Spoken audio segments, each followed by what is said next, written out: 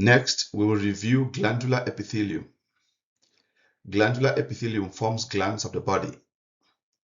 A gland is one or more cells that make and secrete an aqueous fluid called a secretion.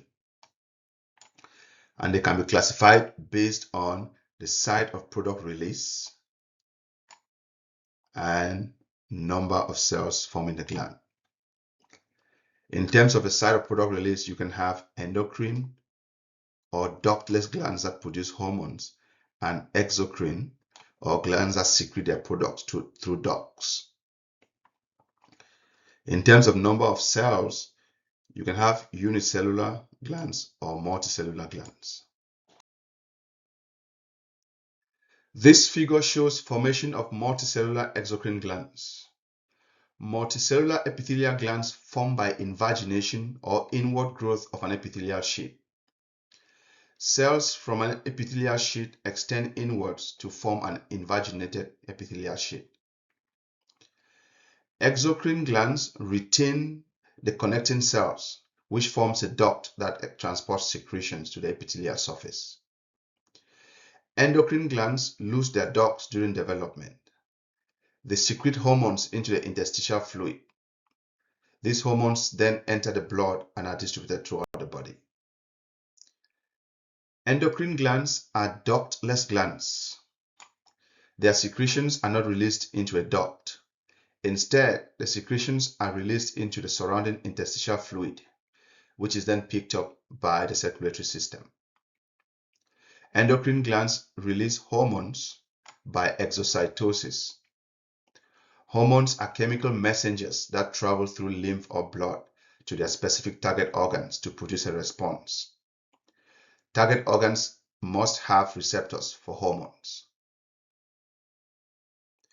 Exocrine glands secrete their products into ducts, and the secretions are released onto body surfaces such as the skin or into body cavities. Examples include mucus glands, sweat glands, oil glands, salivary glands.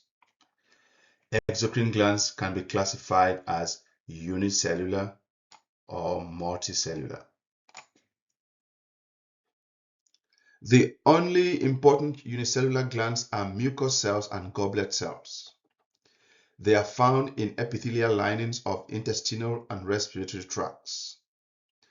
All unicellular exocrine glands produce mucin. Mucin is a sugar protein that can dissolve in water to form mucus. Mucus forms a slimy, protective, and lubricating coating on the surface of cells. Unlike unicellular exocrine glands, multicellular exocrine glands are structurally more complex. They consist of two parts: an epithelium-derived duct and a secretory unit.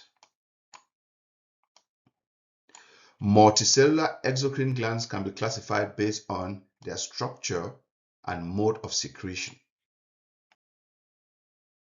Structurally, multicellular exocrine glands are classified on the basis of their duct structure as either simple or compound. Simple glands have unbranched ducts. Compound glands have branched ducts.